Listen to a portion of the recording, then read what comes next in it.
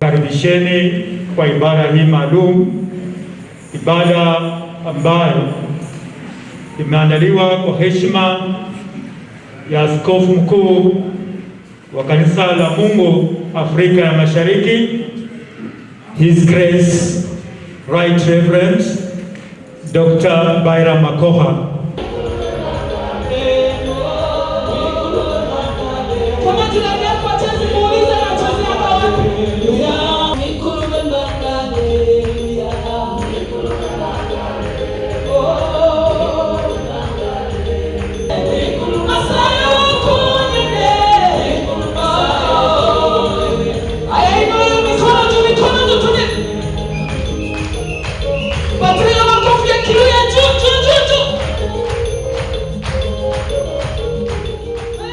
Nataka niseme pole kwa jamii. Mimi ni nusu Church of God na nusu Mkweka,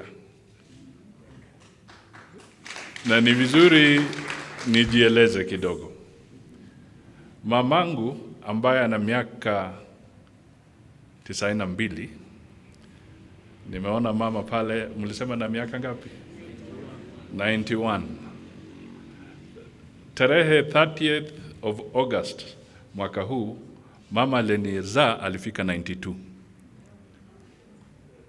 Na yeye kanisa yake kama familia kule Bushangala ilikuwa Church of God. Alafu wakati alifanya harusi yake ndio akakuwa Mkweka, na mimi ndio Mkweka sasa, lakini nusu iko Church of God. Kwa hivyo mkiniona mimi ni wenu, mimi ni rafiki wenu. Na tumekuja hapa kwa sababu Byrum alikuwa kiongozi shupavu. Alikuwa mtulivu. Hata kama hangeenda kwa mambo ya dini, sijui wasichana wangapi wangemfuata. Byrum alikuwa anavaa smart kabisa. Akipiga ile longi yake, unaona ile pahali pasi imepitia, unafikiri ni wembe. Alafu nywele anatengeneza kule nyuma. Ukiona huyu jamaa akisimama kwa jukwaa kuhubiri, iko magnet mbili. Magnet ya kwanza ni lile neno anazungumza kuhusu Biblia. Na magnet ya pili ni ile elegance yake. Kama nimesema uongo mniambie. An extremely immaculate individual. A peacemaker. Huyu alikuwa rafiki wa baba, na mimi nilikuwa nikitazama nikikaa kando. There was a time, kwa sababu katika siasa ya the Greater Kakamega District wakati ule, kabla hatujakata Vihiga na Kakamega ikiwa moja, siasa za fujo zilikuwa zinapatikana Muhaya. Kweli ama uongo? The most volatile constituency yari Muhaya. Ebunyore. Sijui kulikuwa na nini huko, sitaki kutaja.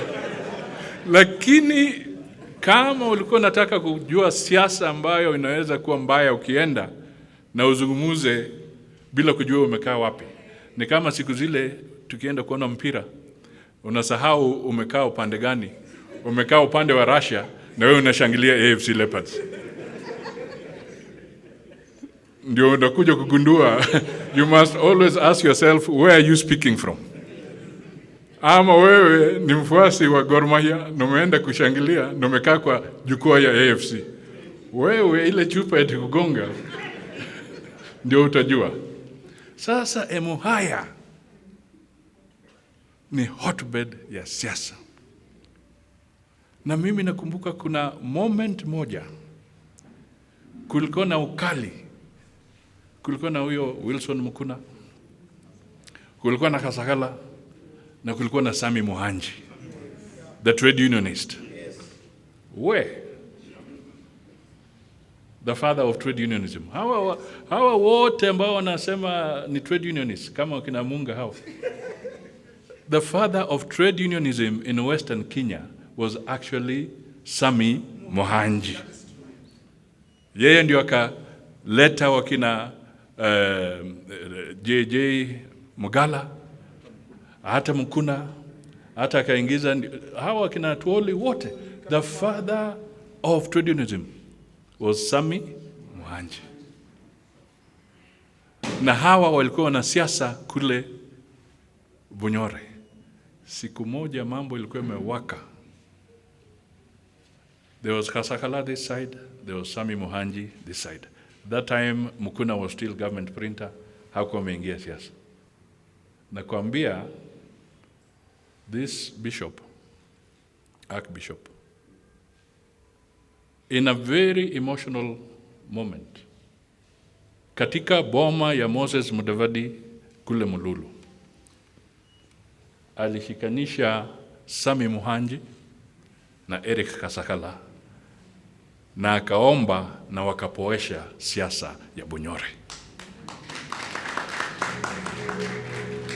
A very serious peacemaker under very difficult times.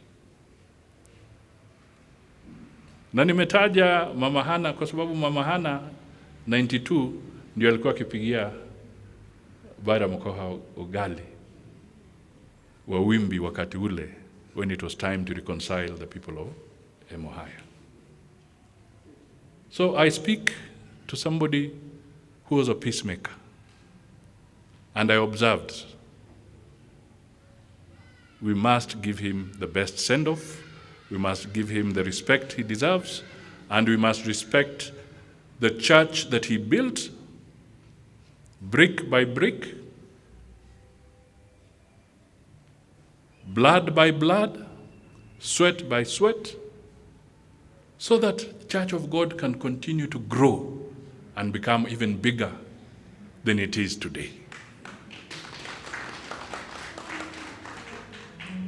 We are here to mourn a man who had international links, who had friendship beyond his home, beyond his church, beyond his age. He reached out to everybody without discrimination. So we are here to bid him farewell. Now, kwa spirit ya reconciliation,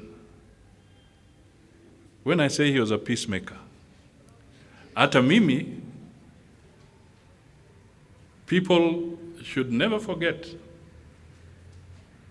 that I was also the team leader in 2007-8 elections, when there was a crisis in this country, and I was in ODM. But I became the team leader to make sure that a country that is going to the dogs, working with Kofi Annan, the late, working with Mkapa, the late, and Gracia Machel, we were able to tone down the temperatures and to bring peace in this country after 42 days at Serena. Why do I come back to that message today? I come back to that message because the leaders here have spoken to something. I don't know why Kenyans forget so fast. I don't know why Kenyans don't realize what the pastor, the preacher has said, Kanga today has said, that our biggest problem is our tongue, our mouth. How can we, knowing that this country of Kenya went through a process where 1,400 lives were lost, we went through a process where our leaders were subjected to the ICC. And then we can have leaders again beginning to speak and beat the drumbeats of war and violence and insults when we have just come out of hell. Muwaombee washindwe kabisa. We should not allow that to happen. Politics ya kutusi watu.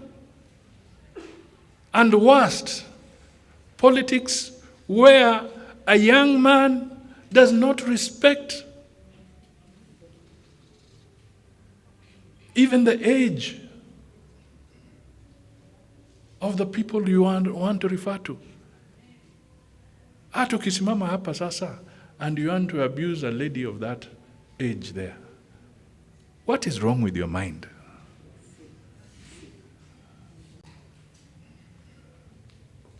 What are you trying to show? What are you trying to achieve? Is that what we say we are bestowing leadership to the young people? No. That is not leadership, that is stupidity. Kwa hivyo, tusimame imara. And we condemn wale ambao wanataka kuleta siasa ambayo inaweza fanya damu ya Wakenya ianze kumwagika tena. Tukatae katakata, tuheshimu sheria na tujiheshimu sisi wote kama Wakenya. We may have the right to disagree, but surely you do not have the right to abuse others. That is wrong. Kwa hivyo, mimi nashtumu and I'm cautioning any peace-loving Kenyan, please desist. Let us have genuine political competition, but let us not go into political insults and abuses that can ignite tension in this country. Tuachane na hiyo. My friend and younger brother, Malala here, has spoken very passionately. I am not a man who keeps grudges.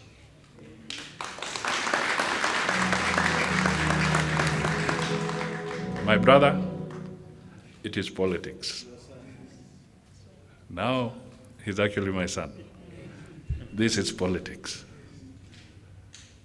We can disagree on principle, I have no problem. We can disagree on matters of debate, I have no problem. But one thing that is clear, I shall never wish you evil.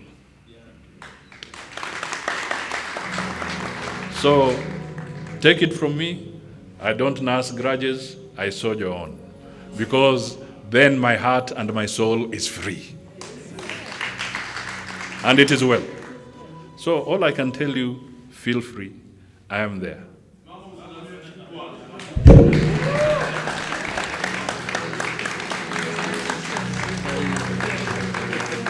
This is a new one. Thank you. Asante sana. The message we want to pass across is that we should not allow any of our members to walk alone. I've always said the slogan of Liverpool, mimi ni mtu wa Man U, lakini slogan ambayo inanitisha ni slogan ya Liverpool, that you shall never walk alone. Malala, you shall never walk alone. Adagala, you shall never walk alone. Church of God, you shall never walk alone. We hold each other, we walk together. Na tutajenga taifa letu. And that is where we want to go. So let us be strong. Let us reach out to our other friends. Let us talk to them. Let us understand it's competition, not enmity. It is political competition, not enmity. Mimi niliingia siasa nikiwa mdogo. How old are you? 35. Unanipita kidogo. Like wakati ule. But I moved in at the age of 28. And I became a minister for finance. I don't want to talk about others, but for finance at the age of 33. And I was able to pull this country out of chaos, financial chaos. So there is talent. These guys are talented. They can do it. And surely my job in politics cannot be a career that thrives on crushing younger people in politics. We become mentors. I was mentored by my elders. I must also open my experience and make it available to the younger ones. And that is where Kenya can go. So, tukienda mbele, let us remember the biggest challenge we have. You may have to ask yourself, if Byrum was speaking, what would we be speaking to? We are told about soberness and stability. His book, which is autographed by him, I will read what he wrote in his own handwriting, speaks against corruption and cautions against corruption. The biggest challenge we have today is the economy. And I repeat, just the way Malala repeated and others, that any leader who is aspiring to be a leader of this nation today and does not understand that the biggest crisis we are facing today is a dwindling economy, then I don't know what you're doing in leadership. And that is why, as ANC, we are saying our message must be uchumi bora. We must revive the economy. Jobs must be created. People must feed themselves. People must be able to afford to pay for their own medicine. People must be able to buy their own clothes. There is no dignity in somebody buying you a shirt, not as a gift, but because you are naked. There's no dignity in a young man who cannot feed his wife and children at home in the evening. You feel the pain. So we must revive the economy. Agenda number 1, uchumi. Agenda number 2, uchumi. Agenda number 3, uchumi. What do you think Byrum would have said? I think he would have said the same thing. Let us work for the people first. So, what did he say? In this book, The Hideous Corruption That is Kenyan, my take, not mine, his take. But his communication to me is this. My dear friend, His Excellency Wycliffe Musalia Mudavadi, ANC party leader, I am quite certain you will enjoy delightfully reading this book from me. Very respectfully, yours, Byrum Makhoha, Archbishop, Church of God of East Africa. Stamped 29th May 2020. Hii mambo ya COVID ilinikosea, because I would have read it and given him my comments then. But be that as it may, I say may his loving soul rest in eternal peace. God bless you all.